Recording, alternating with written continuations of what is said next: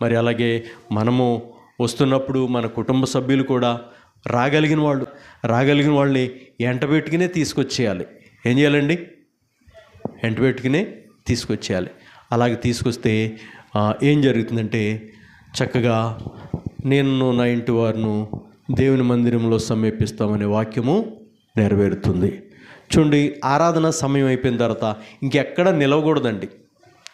మన సహోదరుల ఇళ్ళకు కూడా మనం వెళ్ళకూడదు. ఆరాధనకు ముందు వెళ్ళి సిద్ధపరచాలి. ఎప్పుడు సిద్ధపరచాలండి? మన ఆరాధన సమయం 11 గంటలకు. ఆ 11 గంటలకు వెళ్ళి ఏం చేయాలంటే 11 గంటల కంటే ముందు వెళ్ళి వారిని సిద్ధపరిచి తీసుకురావాలి. మరి ఇక్కడ దేవుని సమయము ప్రారంభించిన తర్వాత మన స్నేహితులు, మన ప్రియులు, మన బంధువులు, వారు దేవుని నమ్మిన వాళ్ళైనా ఏం చేయాలంటే సమయం అయిపోతుంది రండి అని చెప్పి అలర్ట్ చేసి వచ్చేయాలి. ఇక్కడ ఆరాధన సమయం అయిపోయిన తర్వాత ఇంకా 11 అయిపోయిన తర్వాత ఆ ఇంటి దగ్గర ఉండటం అనేది ఏమాత్రం కరెక్టు కాదు. కొంతమంది ఆరాధనలోకి వచ్చిన వాళ్ళని చెడగొడతారు. చెడిపోయిన కోత ఏం చేద్దండి? వాళ్ళు సమయానికి రారు, వచ్చిన వాళ్ళు కూడా కొంచెం వెనక్కి లాక్కెళ్తుంటారు. చెడిపోయిన కోత ఏం చేద్దండి? నువ్వు ఎలాగా నేను ఎలాగా రాలేకపోతే నువ్వు కూడా వెనక్కి రా. చెడిపోయిన కోతి వనమంతా చెరిపిందంట. ఏదైనప్పటికీ దేవుని వాక్యం ద్వారా మనం ఏం చేద్దామండి? బలపరచబడు. ఇప్పుడు కొంతమంది ఉంటారు, వాక్యము చక్కగా జరుగుతున్న తర్వాత కొంచెం ఇటు జరగండి అంటారు. కొంతమంది వచ్చి డిస్టర్బెన్స్గా ఉంటుంది, ఇబ్బందిగా ఉంటుంది.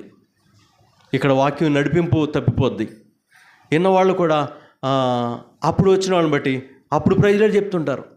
ఒకసారి మందిరంలోకి వచ్చి వాక్యం జరుగుతుండగా ఏమండి ఎవరు వచ్చినా వందనాలు చెప్పకూడదండి.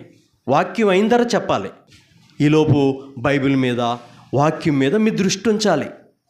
ఎంతటి గనులైనా రానివ్వండి, వాళ్ళని అగౌరవపరచమని నేను అంటలేదు, కానీ దేవుని వాక్యమును అందిస్తున్నప్పుడు ఇక్కడ సేవకుల నడిపింపు తప్పకూడదు. పక్కనున్న వ్యక్తికి మనం డిస్టర్బెన్స్గా ఉండకూడదు. ప్రియమైన వాళ్ళరా, చూడండి, మధ్యలో వచ్చి ఎవరైనా కూర్చుంటే దయచేసి వందనాలు చెప్పొద్దు, లాస్ట్లో చెప్పండి, విజిట్ చేయండి. ఏం చేయాలండి? అందరినీ పలకరించమని మేమే చెప్తున్నాం. అందరినీ పలకరించండి, కానీ మధ్యలో వచ్చిన వాళ్ళకి దయచేసి వందనాలు చెప్పొద్దు, వాళ్ళని ప్రేమించొద్దని నేను అంటలేదు. ఇక్కడ వాక్య నడిపింపును నేను కోల్పోతాను. నేనే కాదు, ఎవరికైనా ఆ బాధ ఉంటుంది. అందుకోసం ఇది దేవుణ్ణి గౌరవించి దేవుణ్ణి మహిమపరిచే విధానం గురించి నేను చెప్తున్నా. దేవుని ఆత్మ నడిపింపు ఆ క్రమము జరుగుతూ ఉండగా, ప్రియమైన వాళ్ళరా, దేవుని ఆత్మ నడిపింపు ఆ క్రమం జరుగుతూ ఉండగా మరి దయచేసి ఎవరు కూడా దేవుని ఆత్మకి ఆ ఇబ్బంది కలిగించకూడదు. దేవుని వాక్యం జరుగుతుండగా దేవుని మందిరంలో చక్కగా మన పిల్లలు, మన యొక్క సెల్ ఫోన్స్, మన యొక్క పరిస్థితులు అన్నీ కూడా మన కంట్రోల్లోకి మనం తెచ్చుకుందాం. దేవునికి మహిమ కలుగునుగాక. హల్లెలూయా. దేవునికి స్తోత్రం కలుగునుగాక.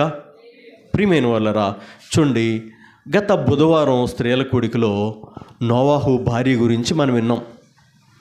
ఎవరి గురించి విన్నామండి? నోవాహు భార్య గురించి మనం విన్నాం. ఈరోజు నోవాహు గురించి మనం మాట్లాడుకుందాం.